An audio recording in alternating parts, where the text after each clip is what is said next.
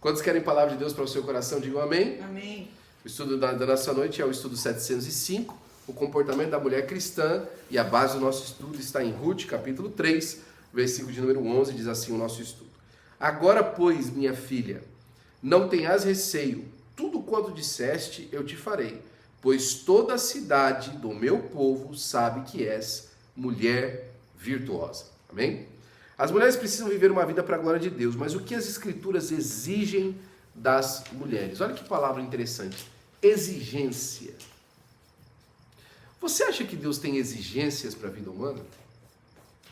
Você acha que Deus tem paradigmas que são exigências da parte dele para a vida humana? Fica a pergunta para você. Eu acho que sim. Okay? Eu acho que Deus manifesta a sua vontade de uma maneira exigente. Agora, existe a exigência obrigatória, existe a exigência voluntária. Ok? Eu exijo que você faça isso, mas a sua resposta para mim é voluntária. Ok? E tem a exigência que a sua resposta para mim precisa de ser obrigatória. Qual que é a diferença da voluntária para a obrigatória? A obrigatória você tem que fazer ou não, ou então você não tem parte comigo, né? Mas a voluntária, ela também te coloca em posições diferentes. Por exemplo, vamos dar uma... Nós estamos todos indo para Paris. Uau, let's go, Paris, né? Para nós chegarmos em Paris, tem uma exigência de um caminho. Okay? Ele não é obrigatório, mas existe uma exigência de um caminho para você chegar lá. Existe um caminho determinado para ir e aquele caminho para ir para Paris. Tem jeito de ir por outro caminho? Tem, mas em algum lugar ele vai acabar sendo o mesmo. Porque você vai ter que, em algum lugar, vai ter que acertar a direção para chegar naquele ponto para ir. Então, a exigência dessa é voluntária. Ok? Agora, por exemplo, assim, se ela fosse exigente, não, você só pode andar nesse caminho aqui e você não pode sair. Para onde você vai? Não interessa, você só pode andar aqui. Isso é uma exigência obrigatória. Onde o objetivo não é o gol maior, o andar junto é o gol maior. A palavra de Deus para a nossa vida é para que o objetivo seja alcançado. Por isso que ela é uma exigência voluntária. É por isso que Moisés disse para o povo, olha, na sua frente eu coloco a bênção e a maldição. Escolhe, pois, a bênção para quem vive. É uma exigência voluntária, ok? Infelizmente, muitas mulheres não sabem a vontade de Deus para as suas vidas. Desse modo, vivem uma vida que desagrada ao Senhor. É verdade, irmão, é verdade. A grande maioria das pessoas, elas não se interessam por saber qual é a vontade de Deus da sua vida, a menos que essa vontade de Deus para a sua vida seja aquilo que revele que os seus sonhos e os sonhos de Deus estão em consoante. Ela não se interessa para saber, por exemplo, se Deus deseja para ela uma coisa contrária à sua vontade, a maioria das pessoas. Eu não estou dizendo que todas as pessoas, estou dizendo a maioria, né? Principalmente quem anda na impiedade. Ele não se interessa em saber qual a vontade de Deus, a não ser que a vontade de Deus esteja alinhada com a dele. Era a vontade de Deus para a minha vida. Não, você queria, o tempo todo, né? E aí ela se interessa. As mulheres precisam viver em santidade, ou seja, separadas para Deus. Além disso, é preciso lembrar da responsabilidade de Deus de serem adjutoras dedicadas ao trabalho no próprio lar, a fim de cuidar dos seus familiares, com a fidelidade de não envergonhar o cristianismo. Então, dessa maneira, se as irmãs viverem essa dedicação em suas vidas, jamais deixarão as portas para que os incrédulos zombem da sua fé. No âmbito do comportamento cristão, a mulher tem por dever espiritual e moral somente fazer as coisas certas diante de Deus, da igreja e dos homens. Aqui, homens, leia humanidade, tá? O seu testemunho é fundamental para o êxito da obra que lhe é confiada pelo Senhor. É necessário adotar princípios éticos emanados da palavra de Deus para que a vida cristã e ministério seja abençoada. O caráter nunca é comprovado por uma declaração escrita ou oral de convicções, mas é mostrado pelo modo como vivemos. Olha que interessante isso aqui que o pastor Elton escreve. Não adianta falar de caráter cristão se ele não é manifestado na conduta. O caráter cristão só é considerado o caráter que está na nossa vida pela conduta que nós temos. Se nós não nos conduzimos conforme o caráter de Deus, nós não estamos vivendo no segundo caráter de Deus. A gente diz uma coisa e faz outra, né? Às vezes eu gosto de ver, alguém chega para mim e fala assim, não, e eu falei para a pessoa assim, assim, assim. Eu falei, olha, você não pode fazer isso na sua família, na sua casa.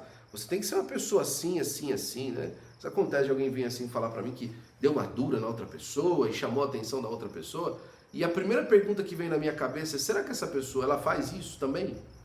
Será que ela olha no espelho e fala assim, olha, você tem que ter essa conduta e age por aquela conduta? Né? Isso é uma pergunta introspectiva que eu faço para mim mesmo. Porque às vezes você chega para falar com uma pessoa, para ajudar um irmão, para ajudar uma pessoa amiga, né? E você tem um mapa muito claro daquilo que ela precisa de mudar no comportamento dela. É claro para você, é evidente. Olha, isso aqui está errado, isso aqui está errado e tal, né? Mas aqui o pastor Ailton está falando para a gente que falar do caráter em nós é uma coisa muito simples. Difícil é agir segundo esse caráter. E isso aqui não é uma crítica velada nem pessoal a ninguém. Isso é uma realidade da vida. Né? Às vezes quando a gente está falando, você acredita que tem um lugar aí, eu não vou dizer onde é não, mas tem um lugar aí que quando a gente prega, a pessoa depois fica assim, o pastor falou isso para mim, certamente por causa disso. Você acredita que tem lugar que as pessoas fazem isso? Graças a Deus aqui ninguém faz isso, né? Não. Deixa eu ver, isso aqui é madeira, essa madeira tá firme mesmo aqui. Né? Não é, irmão, não é. A palavra de Deus, ela corta mesmo, ela vai fazendo, fatiando assim, ó, na nossa carne, cortando, para achar o lugar da junta, para entender as nossas intenções. E se hoje nós somos pegos em uma intenção negativa, não se ire contra a palavra nem o mensageiro, se alinhe com a palavra. Mesmo que você não goste do mensageiro, né? A minha expectativa é o dia que Deus nos levar daqui de Los Angeles, que você nem se lembre de mim, mas você lembre do Espírito Santo de Deus, o quanto que Ele trabalhou na sua vida. Você nem lembra quem que eu fui, quanto tempo eu fiquei aqui, né? Tomara que você nem sinta muito eu ficar aqui, vá rápido já para não estorvar, como o pessoal fala. Mas que você entenda a palavra de Deus que foi pregada a você. Olha que interessante que o pastor Antônio Gilberto diz. 3 coisas a respeito da doutrina e dos costumes. Quanto à origem, a doutrina é divina, o costume é humano. Quanto ao alcance, a doutrina é geral, o costume em si é local. Quanto ao tempo, a doutrina é imutável e o costume em si é temporário. Ok? Por que a gente fala disso? Porque nós vamos hoje tratar de doutrina da palavra de Deus e nós vamos aplicar dentro de um contexto que pode ser costumeiro para algumas pessoas. Nesse sentido, algumas visões que são de cunho assembleano, mas baseados em uma doutrina. Por que isso é importante? Para que você entenda que a nossa conduta de viver, ela não é por si só, não é porque é vontade de alguém, né? Fala assim, tem um pastor lá no Brasil que fala assim, eu acho bonito mulher de saia, vai todo mundo usar saia. Não é assim que acontece, né? O negócio aqui, obreiro nosso, é obreiro de terno, então vai todo mundo usar terno. Não é assim que funciona, não é assim a manifestação de um costume, né? Ele tem que ser baseado numa doutrina. Por exemplo, a nossa conduta de vestimenta na igreja é baseada na doutrina da palavra de Deus, da modéstia cristã, né? Da modéstia cristã. E com isso, olha só que interessante, nem todo terno é terno bom para usar no culto, não. Não é todo terno que se usa no culto. Você vai ver, por exemplo, alguém que se atenta para a modéstia cristã, os ternos que eles têm são ternos sóbrios, né? Azul é uma cor, é o máximo que você vai ver aqui usado, né? Camisa sempre sóbria, branca ou alguma cor clara, é sobriedade no vestir. E não é uma coisa, mais uma vez, de exigência, é baseado numa doutrina cristã, modéstia. De você não ficar chamando atenção por alguma coisa que não é Deus na sua vida. Aí o cara vem com aquele sapato azul e amarelo, tal, aquele paletó de crocodilo, tal, gravata de zebra, né? Tô assembleando. Não tá, meu irmão. Não tá segundo a doutrina da modéstia, né? Ou então a irmã vem, tá de saia, mas embalada a vácuo, né? Se você apertar um negócio, pá, estoura. Parece um balão de ar cheio. Isso não é segundo a doutrina da palavra de Deus, não é a doutrina da modéstia. Pode até estar manifestando um costume de saia, de terno, mas não está segundo a doutrina, percebe? Como a coisa é diferente, não é desse jeito bagunçado que a gente está pensando, não é uma exigência por um modelo a apresentar, está baseado em outra coisa. E baseado na modéstia cristã, tem muito jeito de se vestir. O nosso costume é esse. Simples, né? Mas tem um monte de jeito de se vestir, né? Tem gente que, por exemplo, você não vai estar de terno e gravata e você vai estar modestamente vestido, né? Até mesmo a pessoa não vai estar de saia e vai estar modestamente vestida. Agora, dentro daquilo que é o costume para o serviço da igreja, aí nós temos qual que é o costume da igreja, mas também sempre baseado em alguma doutrina. Então entenda isso, para que você faça a conta e saiba que, mesmo que você não encontre um costume parecido com o nosso em algum lugar, a doutrina está manifestada de algum jeito? Está manifestada a doutrina da modéstia lá de algum jeito? Como é que ela está manifestada? Como é que ela está empregada ali? Perceba. Porque muitas das vezes os nossos olhos enxergam o costume, mas a gente tem uma dificuldade de analisar o que é doutrina por detrás daquilo ali. Né? Vamos lá? Vamos lá um pouquinho para a mulher hoje. Né? Comportamento diante de Deus. Toda mulher tem virtudes e dons que podem ser aperfeiçoados através da palavra de Deus. Uma mulher que recorre a Deus é sábia e abençoada. Ela luta em oração, age com sabedoria, busca viver uma vida de santidade e submissão. Ela é um instrumento na mão do Senhor. Né? Agora, esse um instrumento aqui foi bem naquela igreja do Rio de Janeiro. Um instrumento, irmão, né? Da mão do Senhor. Né? Glória a Deus. A prática da submissão equivale a sempre fazer uso da palavra de Deus. Importante essa palavra submissão, ou palavra mal usada. Submissão, hoje ela tem um som de subserviente, né? De subserviência, né? De subhumano, de subvalor. E não é isso que quer dizer. Isso não é a questão. Submissão é uma missão abaixo da missão maior. Qual que é a missão maior? Existe uma submissão para que a missão maior seja cumprida. Dentro da missão maior, homem e mulher têm que estar submissos. Não é só o homem, não é só a mulher. A submissão do homem e da mulher, ela precisa ser sempre diante do Senhor. Né? E aí cada um dentro do seu papel. Irmão, o feminismo não gosta das mulheres. Ela não gosta. O feminismo odeia as mulheres. Porque ninguém deu um papel mais bonito para a mulher do que Deus. Né? Adão estava sozinho. Adão não tinha para onde ir. Deus fez a mulher por causa que para Adão não ficar sozinho. Agora pense nisso. Ah, então quer dizer que Adão é maior, né? Não. Quer dizer que ele estava incompleto. A humanidade estava incompleta sem a mulher. Deus completou a humanidade na mulher, né? Para que a humanidade fosse completa. A humanidade não é completa no homem e a humanidade não é completa na mulher. Ela é completa nos dois e na unidade deles. Né? Importante que você saiba disso. Amém. Ao agradar Deus, a mulher se torna agradável aos outros, incluindo a si mesma. Né? Tem muita gente que não se gosta. Né? Não gosta do jeito que parece, não gosta do jeito que se veste, não gosta do que tem no guarda-roupa, não gosta do que pensa, não gosta do seu dia, não gosta de nada. Se ela começar a se parecer mais com aquilo que Deus gostaria que ela fosse, sabe o que vai acontecer? Ela vai começar a se gostar mais. Isso traz autoconfiança, irmão. Nada mais na vida traz uma confiança plena do que a aprovação de Deus na sua vida. Se sentir aprovado por Deus. Irmão, se você está aprovado por Deus, você enfrenta qualquer coisa. Glória a Deus. Mas a falta de aprovação de Deus traz insegurança. Você sabe por que a maioria das mulheres com problema com a figura masculina, o pai, tem problema na vida amorosa, na vida íntima? Porque essa falta de aprovação da figura paterna, que em casa representa a pessoa de Deus na casa, porque é o sacerdote do lar, é o maior problema de insegurança feminina, tá aí. Você pode pegar uma menina que é confidente, que é uma moça que tem confiança. Você vai ver o relacionamento com o pai é o rei dela.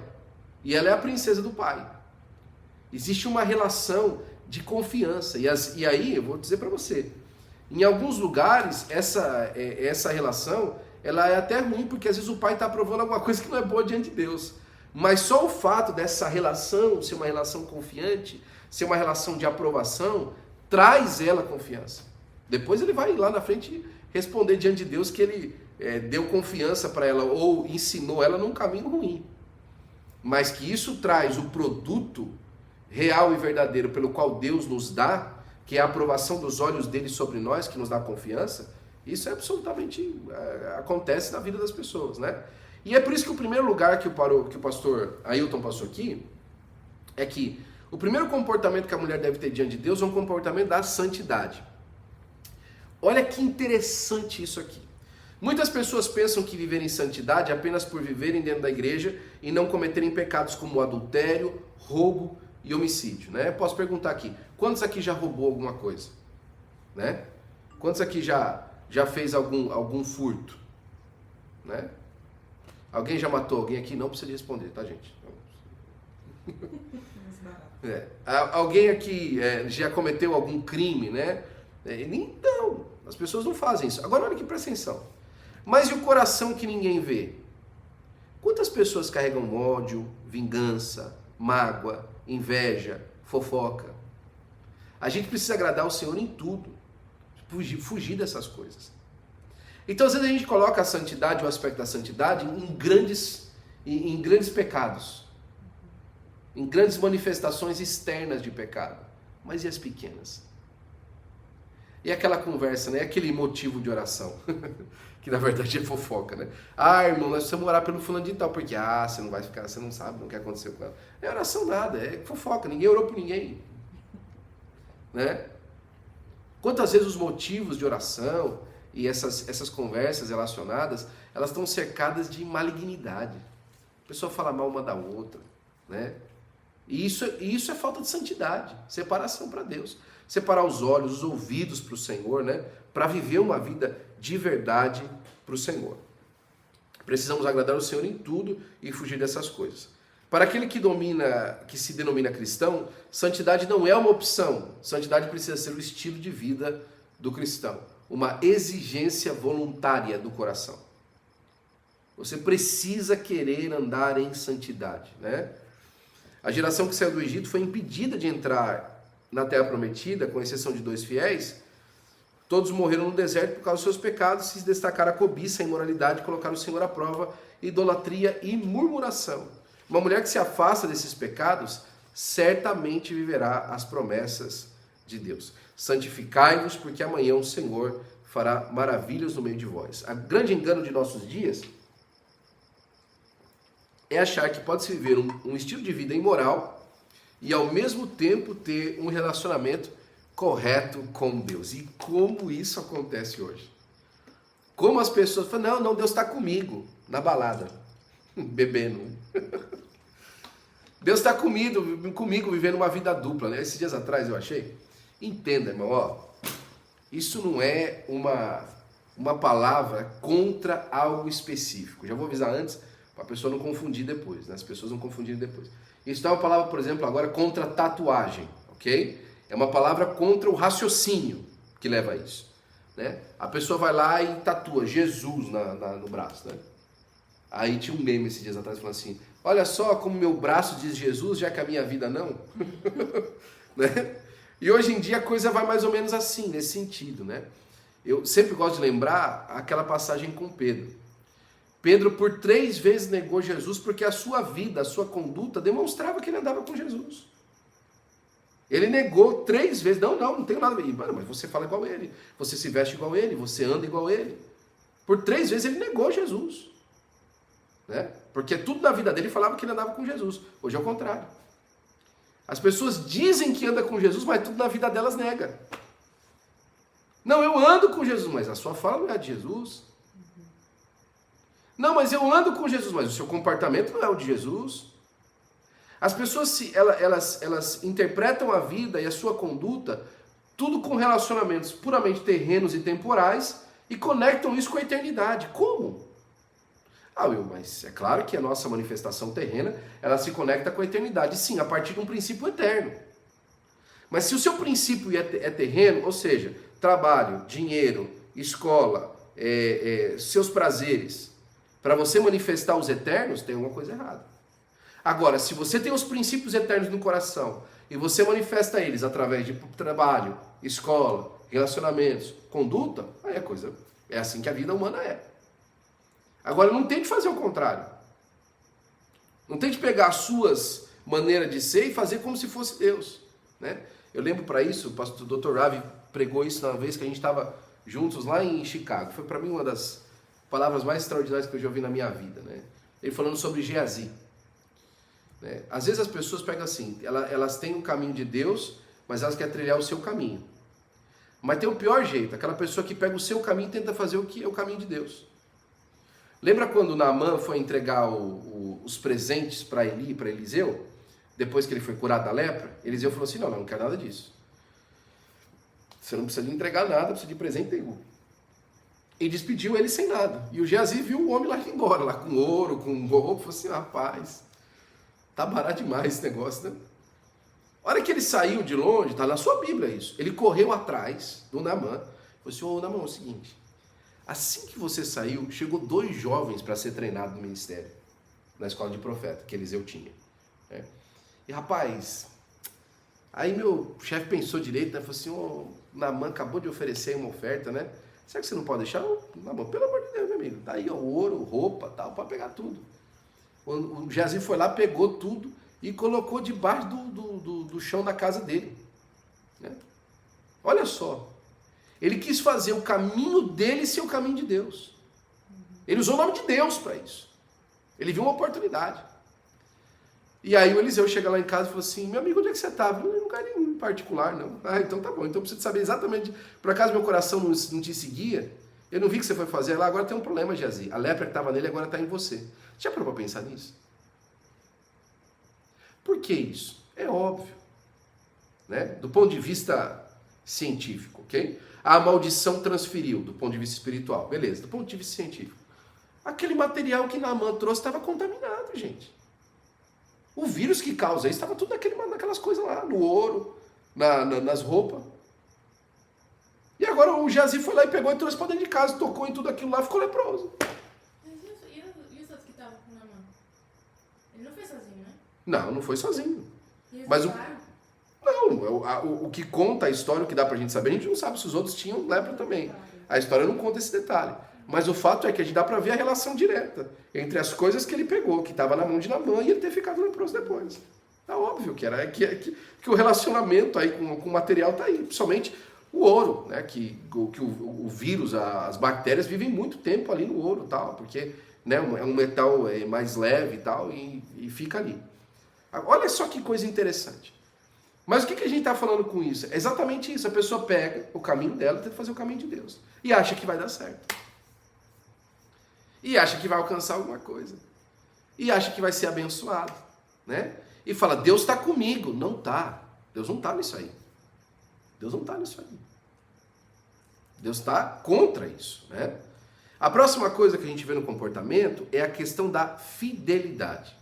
A fidelidade é um sinal de quem possui fé, e a fé conduz a ser fiel. Né? O Espírito Santo deseja produzir em nós esse caráter de fidelidade com Deus e com a sua palavra. Através do seu comportamento, a mulher denota sua fidelidade ou infidelidade a Deus. E a fidelidade, irmãos, quando a gente fala aqui, as pessoas mais uma vez tentam fazer essa questão com a conotação do relacionamento conjugal, né? Fidelidade no relacionamento conjugal, etc. Mas existe a fidelidade antes daquilo que é íntimo do relacionamento conjugal. Por exemplo, não existe nenhum tipo de traição na vida da pessoa e etc. Mas ela é uma pessoa infiel quanto à sua casa. Ela tem planos diferentes na sua cabeça. Ela tem planos diferentes quanto ao plano de Deus na sua cabeça. E não é que ela planeja diferente, ela planeja contra. Planeja contra. Eu já conheci pessoas que quando o companheiro chega em casa e olha, eu tive uma ideia, a ideia dela já automaticamente é saber onde é que ela vai achar o defeito da ideia dele. E não é uma coisa da idoneidade da mulher para ajudar o meu marido. Não é não. Não, é uma coisa maligna. Para demonstrar para ele e para rebaixá-lo diante dos olhos dela, para que ela continue tendo aquela ideia no coração de que ela está numa condição ruim, porque ela fez um erro no passado e ele continua sendo aquele homem ruim que ela conheceu. Isso é infidelidade. Né? Você ser uma pessoa infiel. Porque é o seguinte, casou, tá junto, é para a vida toda. Não tem escape não. Né? Para de colocar bleach aí no café dele. Não tem jeito não, né? Para a vida toda. Então seja uma pessoa fiel. E a pessoa fiel, ela é companheira, né? Obediência, aqui entra outra parte. A desobediência traz medo, vergonha e maldição, mas a obediência gera unção, honra e justificação. No Evangelho de Lucas é encontrada a história de Isabel, onde sua jornada de fé é minuciosamente registrada, revelando sua devoção a Deus e o seu papel crucial para a preparação da vida do Senhor. Isabel foi uma mulher que enfrentou desafios, vivendo em uma época da grande expectativa messiânica e agitação social. Foi uma mulher cuja vida foi marcada por sua profunda fé e obediência a Deus. Isabel foi a mãe do precursor Messias, de João Batista, e através da vida de João podemos entender como a obediência e a fidelidade de Isabel tiveram um impacto duradouro na história da salvação. A obediência que Isabel teve de trazer à luz uma criança com promessa e criá-la no caminho que a criança soubesse a promessa que tinha, é uma questão de obediência. Porque uma coisa que acontece depois que a bênção aparece é você desobedecer o propósito de Deus para aquilo na vida. Tem muita mãe, por exemplo, e isso acontece bastante, que quando os filhos nascem ou quando a sua prole começa a ganhar vida, ela desobedece o seu papel em Deus de criá-los no caminho do Senhor. Ela começa a negligenciar na caminhada dos filhos. Isso é tão importante, irmãos, é tão importante, que tem muitos filhos hoje desviados, que as mães choram, que eles estão desviados por culpa dela. A responsabilidade foi dela. Porque quando o companheiro saía de casa para ganhar o pão e ela ficava sozinha, ela não se preocupava com a qualidade de cristão que as crianças estavam se tornando. Não se preocupava. Não se preocupava em colocar as crianças para orar. Não se preocupava em determinar tempo de leitura de palavra. Não se preocupava em determinar tempo de conduta cristã. O que assistia, não. E depois colocava a carga no esposo de não estar presente. Isso é desobediência. Desobediência. E essa desobediência se manifesta em outros lugares também, né? E você não é uma pessoa obediente naquilo que é a sua vida devocional, na sua conduta diante de Deus, né? Mas aí já falta para a fidelidade mais uma vez. A próxima coisa que a gente vê aqui na conduta é a questão da humildade. Uma mulher cristã reconhece que tudo que tem vem de Deus e não se orgulha de si mesma, né? Mas se glorifica a Deus por sua graça. Ela segue o exemplo de Maria, a mãe de Jesus, que declarou: a serva do Senhor engrandeceu a Deus por sua salvação. Está aí o texto em Lucas, capítulo 1, versículo 46 ao 50. A minha alma anuncia a grandeza do Senhor, lá diz, né? Pois se lembrou de mim, sua humilde serva. A humildade, irmãos, uma vez eu aprendi isso, já repeti para você algumas vezes, que é ser honesto a respeito de si mesmo. Quem é você no contexto? Qual que é a sua participação? Agora, você ser honesto a respeito de si mesmo não é autocomiseração. Ah, eu não sou ninguém. Ah, eu não presto para nada. E não, isso não é humildade, isso é autocomiseração. Você fica, ai, olha só como eu sou flaquito, tal. Não. Não. A sua humildade, ela é a sua postura entendendo que você sim é pó, mas Deus está com você. Glória a Deus. E Deus na sua vida faz você fazer proezas. É enfrentar com humildade os seus desafios, entendendo a sua pequenez, mas entendendo a grandeza do propósito, né? Eu sei que eu não consigo fazer, já estou sabendo, mas é por isso que eu vou me ajoelhar aqui diante de Deus hoje e vou pedir a ajuda dele. E no fim do dia, quando eu terminar, eu vou olhar para o céu e falar assim: foi o Senhor que me ajudou, porque se o Senhor não tivesse estendido a sua mão, eu não tinha conseguido chegar aqui. A humildade, ela vai fazer essa conexão, e ela vai fazer com que você não tenha medo de enfrentar os seus problemas, porque é o seguinte: um escape, às vezes, que esse escape é usado pelo medíocre, é a falsa humildade. Ele fala assim: ah, não, para mim isso aí não é para mim. É porque ele não quer se esforçar. É por isso que ele fala que não é para ele. É porque ele não quer correr o risco de uma frustração, né? Para mim, olha, isso para mim é a frase, number one da estupidez humana do século 21. É essa aqui, ok? Eu não me decepciono com as pessoas porque eu não boto expectativa. Que besteira. Ou besteira. Não, eu não boto expectativa em ninguém. Besteira. Aí eu não me frustro. Gente, você se frustra porque você coloca a expectativa em alguém? Obviamente você vai. Agora, a frustração de nunca alcançar nada é pior. Você tem que entender que a frustração faz parte da vida. Ela faz parte da vida.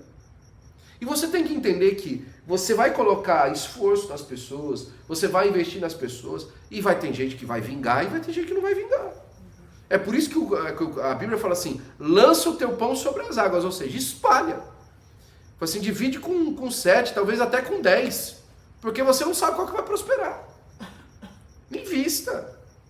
Invista em pessoas, invista em relacionamentos. Seja uma pessoa, porque vai dar resultado em algum lugar.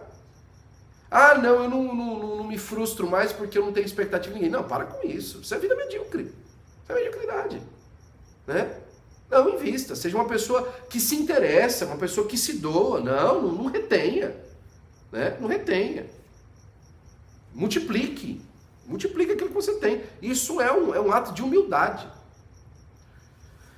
Vou te dar um exemplo aqui de ato de humildade no mundo vegetal. Ok? O que é o fruto? Já parou para pensar? O que é o fruto de uma planta? Não estou falando para você, não estou falando na perspectiva humana, porque na perspectiva o fruto da planta é para mim comer. Você acha que a árvore dá fruto para você comer? Você acha que a intenção da árvore é, eu vou dar um fruto para você comer?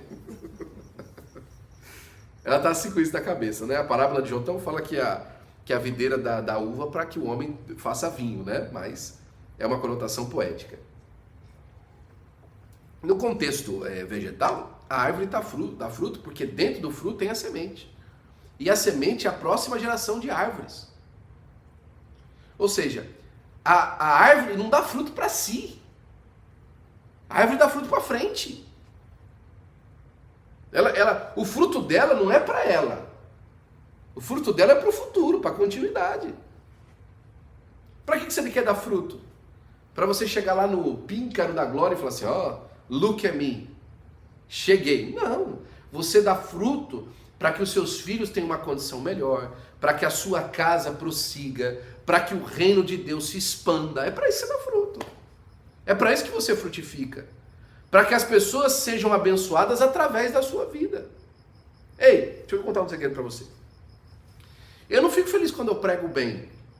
Eu preguei uma mensagem muito bonita, as pessoas gostaram da minha mensagem.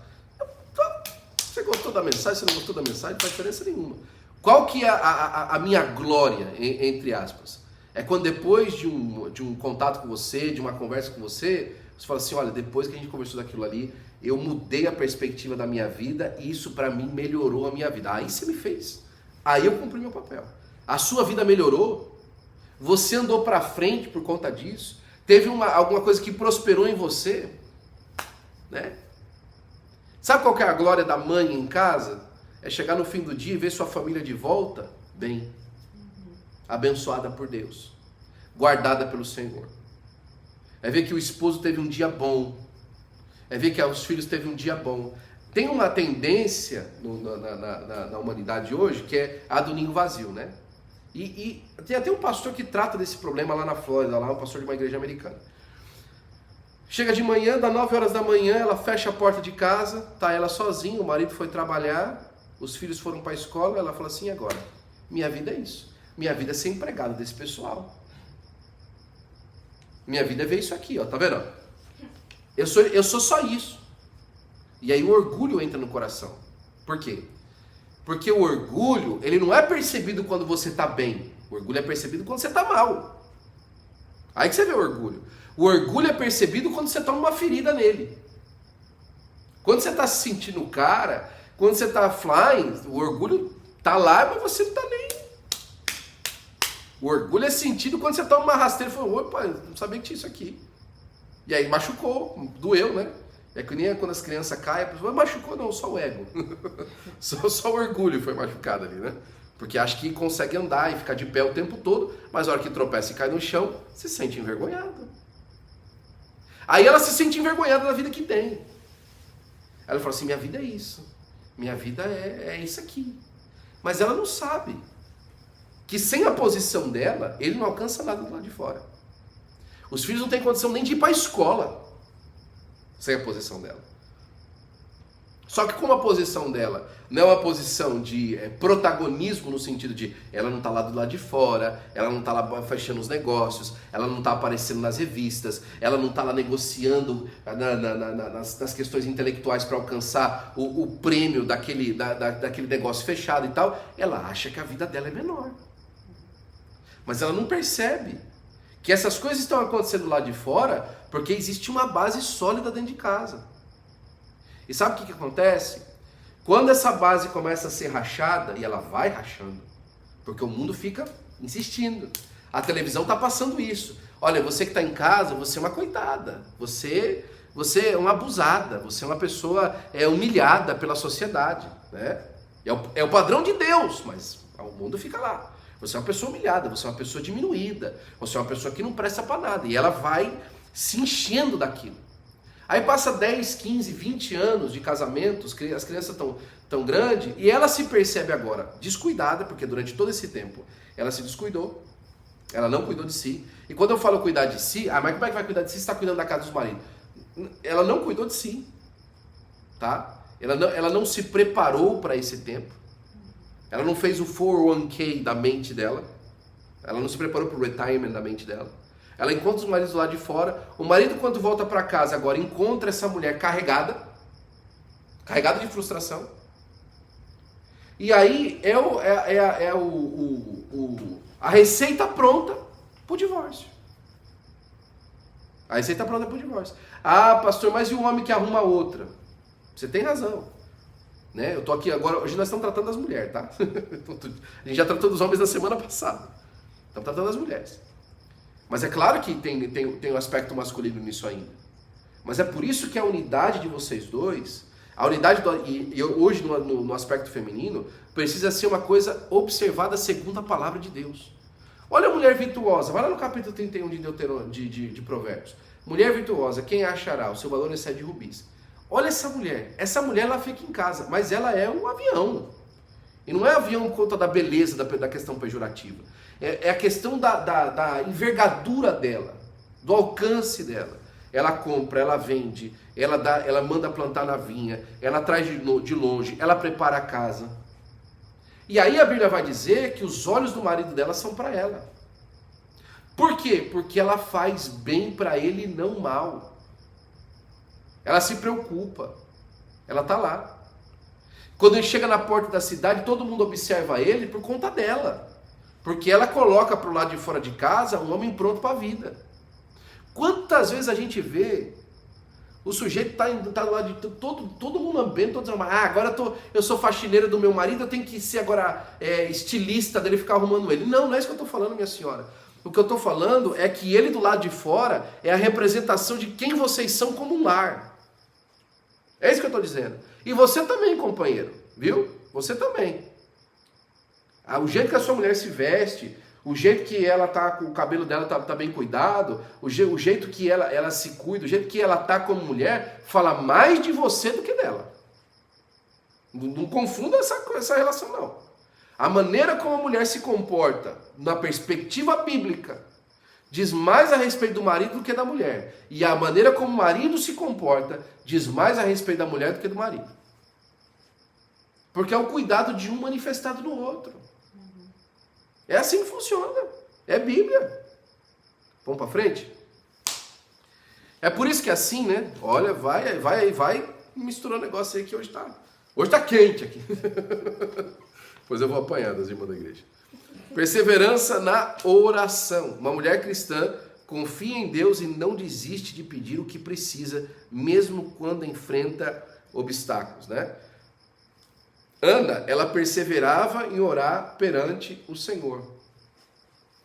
Eu já falei para você que uma vez eu fui incomodado pelo Espírito de Deus, porque eu já tinha conversado com aquele assunto com umas 300 pessoas vendo com o Espírito de Deus. Você já pediu para Deus aquilo que você está precisando? Já falou com o Senhor? Já separou um tempo e falou assim, Senhor, deixa eu conversar com o Senhor. Jesus, estou aqui de joelho aqui, ó. Conversa comigo. Essa situação, Senhor, eu não tenho como resolver se o Senhor não abrir uma porta. Você fala com todo mundo dela. Você reclama dela, você bota a culpa de uma pessoa na outra, você bota a culpa da outra pessoa em uma, mas você não fala com Deus. Você não ora a Deus por isso. E quando você ora uma vez. Já orei. Persevera em oração. Lembra da parábola do juiz Inico? Que a mulher ficava todo dia lá batendo na porta. Ah, julga minha causa, julga minha causa, julga minha causa, julga minha causa. Aí o juiz não temia a Deus, era um juiz mau. Falou assim, quer saber? Para ver se a mulher ficar quieta, eu vou julgar a casa dela aqui. Vem cá, mulher, deixa eu julgar a sua causa. Sem problema, você vai embora. Agora, e aí ele termina a parábola. Deus não, você acha que Deus não vai fazer justiça a seus filhos que clamam de dia e de noite? Meu, tome tento, né? Que nem lá na Zona Leste agora. Mano, faz favor. Vai orar. Vai orar, meu irmão. Vai colocar isso em oração. Vai estabelecer um tempo com Deus. Faz um voto. Vai orar. Esse homem não muda? Vai orar. Essa luta não passa? Vai orar. Vai jejuar. Larga de parar ficar... Você acha que a sua reclamação vai mudar alguma coisa?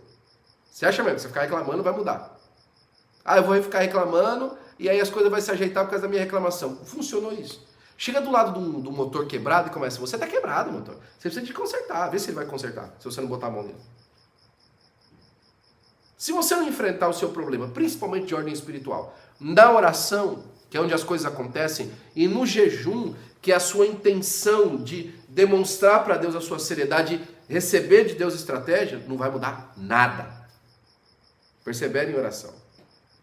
E tenha uma vida de louvor e adoração. Coisa mais bonita que tem, irmão, é uma irmã que vive cantando.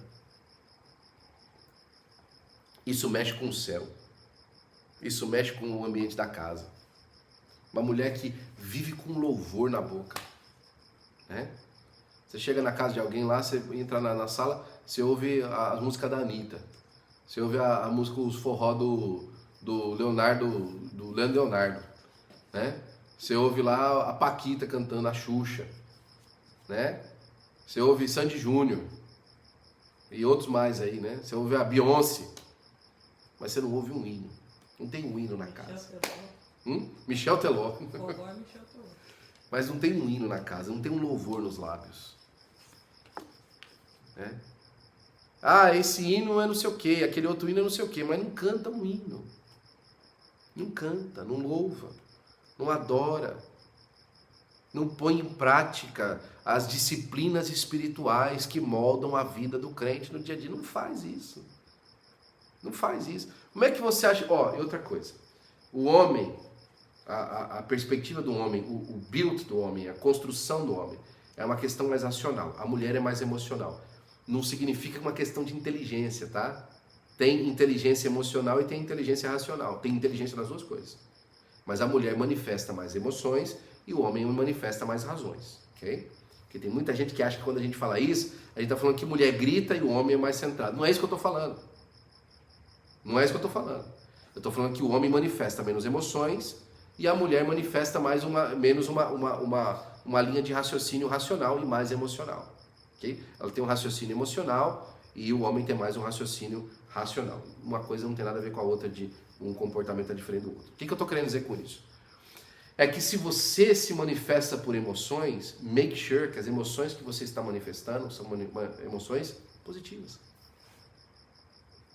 Alguém esses dias atrás falou assim, e eu concordo com isso. Se o marido acordar ruim em casa, vambora, a casa continua, tal. Seu pai tá chateado aí hoje, tal. Se algum dos filhos acorda de emburrado, mas então nem aí, o outro tá emburrado hoje, vambora. Agora, se a esposa acorda emburrada, meu amigo, acontece nada na casa. Porque ela é o termômetro emocional da casa. Ela é o termômetro emocional. A mãe é o termômetro emocional da casa. Se ela coloca um hino nos lábios, irmãos, e acorda de manhã cantando e louvando ao Senhor, essa casa já entra rompendo em fé. É o dia inteiro, a benção, né? O homem sai de casa feliz, contente, vai trabalhar. Às vezes ele sai até com dó. Puxa, eu queria ficar com a minha mulher hoje, né? Mas agora, meu amigo, se a de manhã é aquela brigaiada, é aquela coisa terrível, se nunca acorda bem, eu vou te garantir, esse homem não vê a hora de sair de casa. Eu conheci uma pessoa, né? Conheci uma pessoa que você chegava no trabalho 8 horas da noite, ele estava lá no escritório dele. Se você estivesse ainda no escritório 8 horas da noite, ele estava lá. Você ia embora no horário normal, ficava sabendo ontem que ele ficou até 9, 10 horas da noite. Ah, por que esse homem trabalha tanto? Não queria ir para casa. Não queria estar em casa. Porque estar em casa ele tem que estar com a mulher dele. Então ele prefere ficar no trabalho. Chegava cedo no trabalho e ficava até tarde porque ele não quer ficar em casa. Agora, né? Ah, esse homem é um homem covarde. Eu, às vezes, até posso entender para você concordar que existe uma certa covardia aí, mas às vezes é o único lugar onde ele não vai causar um problema maior. Né? Eu acho que a solução dele está ruim também, mas... O que eu estou dizendo para você é que às vezes um comportamento ruim, ele alcança e avança lugares da vida que a gente não quer ir lá. A gente precisa de entender que o Senhor está nos ensinando a olhar para essas questões e ter uma maneira de sair desse ciclo vicioso, às vezes, né? Comportamento para com a família, né? Também aqui tem alguns comportamentos na sociedade. Mas eu quero começar aqui no comportamento da família, e a gente vai terminar por ele, porque não vai dar para a gente seguir mais à frente, mas você tem um estudo aí, e o comportamento da família vai tratar muita coisa. A primeira coisa aqui tem a submissão ao marido, ok? Uma mulher cristã honra o seu marido e o ama como a sua própria carne. Olha, não fale mal do seu esposo. Não fale mal do seu esposo. Não seja uma mulher que fala mal do seu marido. Amém? Aí a pessoa vem falar mal do marido. Eu não permito você falar mal, mas você fala mal dele o tempo todo. Né? Mas eu posso. Não fale mal do seu marido. Né? Defenda o seu marido. Né? Olha, igualmente vocês esposas estejam sujeitos a cada um ao seu próprio marido, para que se ele ainda não obedece a palavra, seja ganho sem palavra alguma, por meio da conduta de sua esposa, ao observar o comportamento honesto, cheio de temor que vocês têm. Seja uma mulher que ama.